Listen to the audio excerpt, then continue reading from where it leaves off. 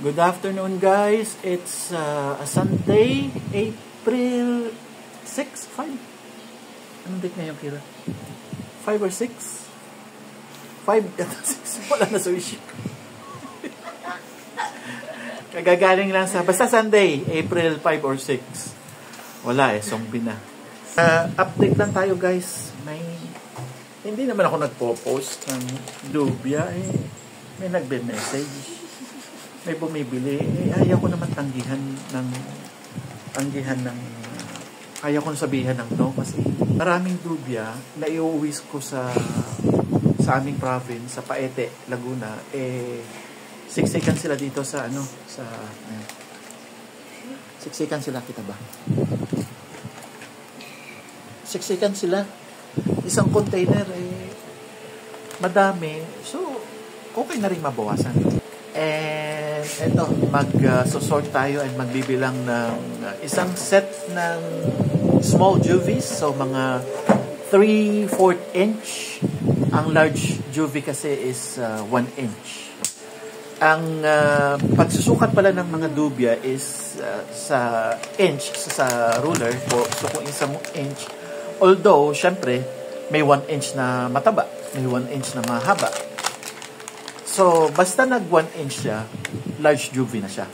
Yung 3/4 inch ay di small juvie, and then yung mga 1/2 inch is juvie na rin naman, and then yung iba, nymphs na. Basta, so magano tayo ng ating So, yun lang ating update for today, and samahan niyo ako pagbibilang. Thank you, guys. Alam niyo na. Subscribe. Pasuporta. At malaking bagay sa ating yan. Salamat, guys, and I appreciate your panonood and pagsuporta sa ating page, ating munting business. At hindi pa natin kayang mag-business pa ng malaki. Mag-umpisa tayo sa maliit, unti-unti, small step at a time. Okay? Thank you, guys. Happy Sunday, and God bless you all. Ayan, guys. Ito po ang ating colony sa ngayon. Magulo na naman. Ayan. Kung napansin po ninyo or hindi man, malamang ay hindi. Oo nga, siguro may hindi. Ang akin po ngayon pinakakain ay rabbit pellet. Pinalitan ko yung dog food kasi medyo mahal. 95 per kilo yun. Ito pong rabbit pellet ay 45 per kilo. So, almost half or more than half ng presyo. Ito po yung patuka sa rabbit at saka sa chicken. Kaso inalagyan ng mga malunggay. Palagay ko ay parang hindi masyadong type ng mga lubya. Hindi ko pa rin alam ang contents ng rabbit pellet. Kung ito ba ay protein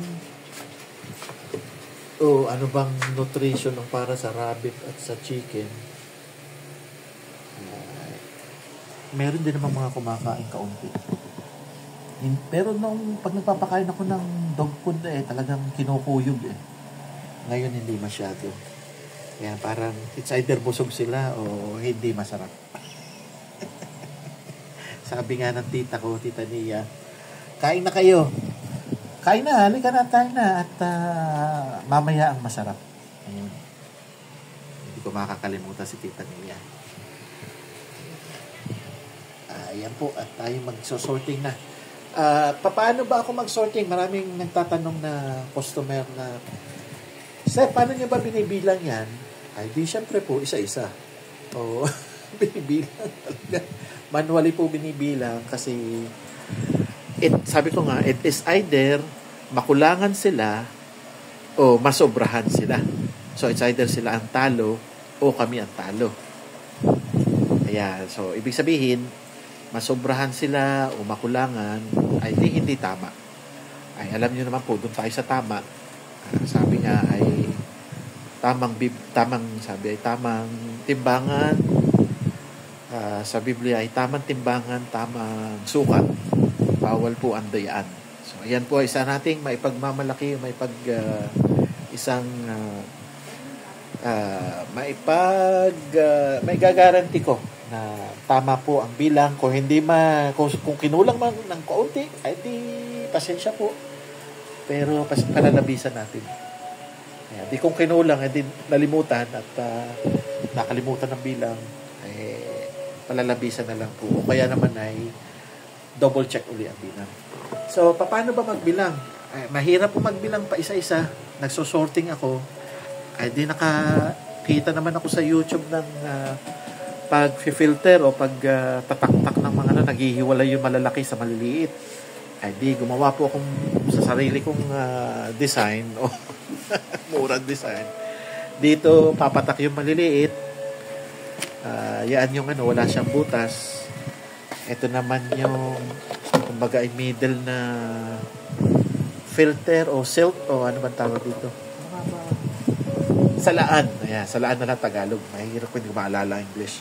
So, meron maliliit na butas. So, pako ang ginamit ko po dyan. Wala pa ako nung anong tawag dito? Iron solder. Sa Tagalog ay panghinang. Wala pa ako noon. Time na yun. Dinasasala po niyan ang mga nymphs. Hindi makakalusot ang mga jubies. Ito naman po ang pansala ng mga adult at mga sub-adult at nakakasala din ng mga large juvies. So, ang pag lumampas dito, ay di small juvies na, and mas maliit pa. So, testing. Okay, testing. So, alisin muna natin itong mga pakainan. Ito muna kayo. Ito. Ayan, tayo maliit. Ayan, kita nyo naman po, sari-sari ang laki. Hindi nga lang sila karamihan. Pero testing lang naman. Okay. Shake it off.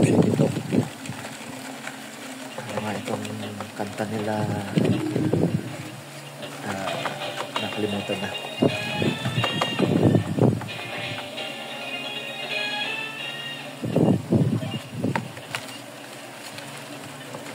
Okay. Pa ba rito, mga large, ito ay mga 1 inch na ito actually 1 inch o sub-adult na. Ito sub-adult to. Matured na sub-adult. Paglabas niyan male and female na. And mga nymphs, ito ay small juvie. Yan, sige. Testing natin pa rin mangyayari.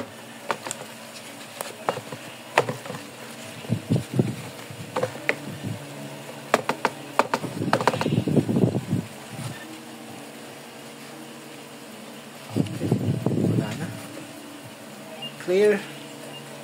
Discard na to. Okay, and then next is unang sala.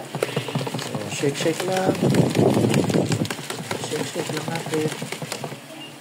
Iba naman, magpupumilit sumuot. Yung iba makakalusot, yung iba hindi.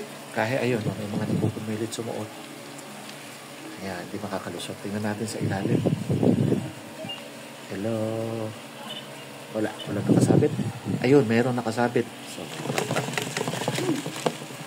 paano kayo nakakaakyat? So, ano ang mga natira? Yan, set side muna. Ito po ang mga natira. Kita natin na yan. Close up na. So, merong 3/4 ba yan? Palagay na 3/4. So, small juvies. Yan, may mga small juvies. Ito, 1/2 inch. So, hindi yan small juvie, mixed juvie yan. Small juvie po ang order sa atin. Kaya, 350 pieces na small juvies. Yan. Bilangin natin. Yan. Alright, so start is 1 from sa kanyang behind. So, parang 1 inch siya. Let's see. Hindi siya 1 inch. Is this? Ayan. Ito po ang mahirap So, from 1, sa kanyang behind, sa kanyang abdomen to kanyang head, pumapatak po na 1 inch. Ayan. Pero sa aking tansya kanina is isa lang siyang small juvie, 3/4. So ito po isa sa mga consider natin pag nagbebenta. This is large juvie na po ito kasi 1 inch na. Okay guys, so ito, natapos na rin natin mabilang ang 350 pieces na small juveniles or small juvies. Ang sukat nila ay 3/4 inches, pero ang hirap talaga sukatin. Nakakalito yung minsan nagiging 1 inch, sinasama na natin. So, kulang-kulang 1 inch or 1 inch, almost 1 inch, sinasama na natin. Ito, parang yan, 1 inch yan eh. And then, 3/4. Meron din naman iba nakukulangan sa 3/4. So, kung baga, talagang variant siya. Around 3/4 inches. Tama ba? 3/4. So, around 3/4 inches.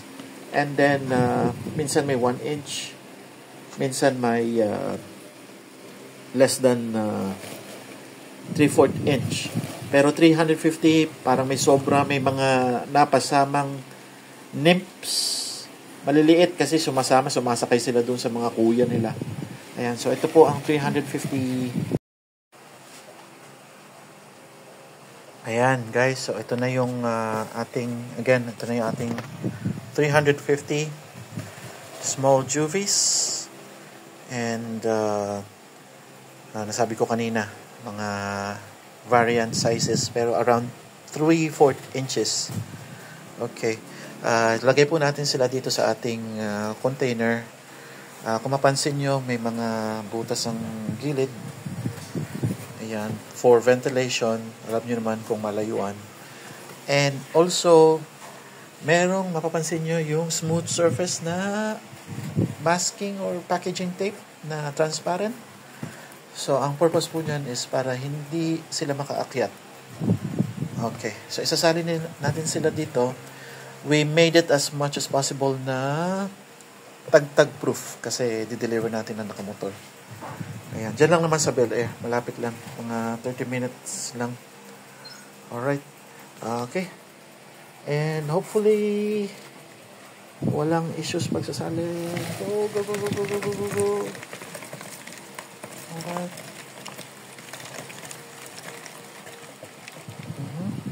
Sila. Okay. And alright. Sige na, doon na kayo sa loob. Okay, sisil na po natin. Ayan. Integrity po ang ating pagbibilang niyan. Walang labis, walang kulang. Actually, may palabis, may mga sumamang mga nymphs. Tawad na lang natin yan. So, as far as my knowledge is talagang 350 ang bilang. May mga malalaki pa. So, ibig sabihin, may mga napasamang large juvies. So, yun guys, i-ano natin siya. I-seal natin ng packaging tape. Packaging tape para hindi sila makalabas. And on the way na kami. Sir, thank you po so much. We will be going there soon. Thank you. Guys, pa-like and subscribe and hit the bell notification button to be notified about new content sa ating Dubia farming business. Alright, thank you so much guys. Bye-bye for now. Ito guys, nakarating na po tayo sa delibera natin. Ito po, pababa na daw po si Sir.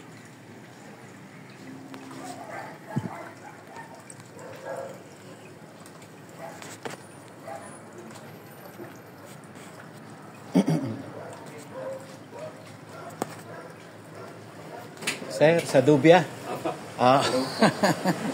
Natagalan, sir. Wala po. Oo. Sige po. Apo. Sir, saan mo pinapakain? Sa leopard gecko po. Leopard gecko. Sige, sir. Salamat po na ginabi na. Wala po, wala problema po. Salamat po, sir. Sige, sir. Sige po. Okay na guys, na-deliver na natin. And sa susunod daw uli. Ayan. So, okay. Lakad na uli tayo pa uwi. Thank you. Thank you Lord. Thank you guys. Like and subscribe naman guys. Ayan, madilim. Pero wala. Guys, pa-like and subscribe naman sa channel natin. Malaking tulong. Salamat guys. And God bless you all. Bye-bye.